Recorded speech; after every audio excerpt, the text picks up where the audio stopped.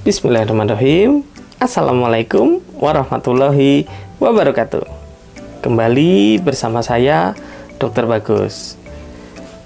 Di video kali ini merupakan bagian kedua dalam tema menyelami proses makan pada anak-anak.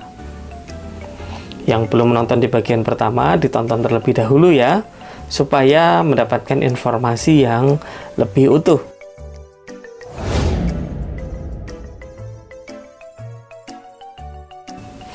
Di bagian kedua ini tentu kita sudah mengetahui bahwa anak-anak makan itu adalah proses feeding, di mana harusnya ada interaksi antara pemberi makan, yaitu orang tua atau pengasuh, dengan yang diberi makan, yaitu anak-anak.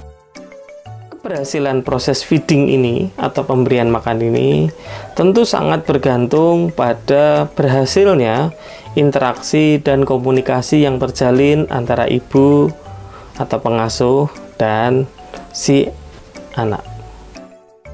Pada kondisi normal, yaitu saat interaksi dan komunikasinya berjalan dengan baik, tentu pada saat anak mengirimkan sinyal lapar, sinyal ini akan dapat ditangkap oleh si pengasuh atau ibu dan direspon dengan memberikan makan. Saat proses makan, tentu anak akan mengirimkan sinyal kenyang. Dan dalam kondisi normal pula, seorang ibu atau pengasuh harusnya dapat menangkap sinyal kenyang tersebut dan menghentikan proses makan.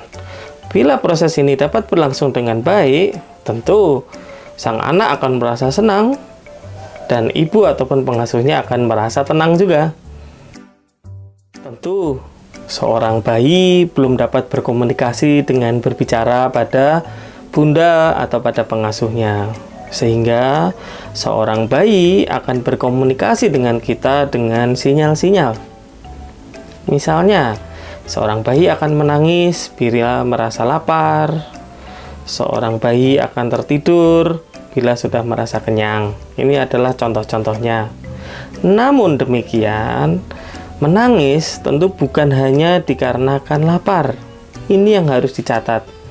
Seorang bayi menangis bisa karena merasa capek, merasa mengantuk, merasa tidak nyaman, atau tidak enak badan, dan lain-lain. Tentu, tugas penting seorang bunda adalah mengenali arti sinyal-sinyal yang dikirim oleh bayinya.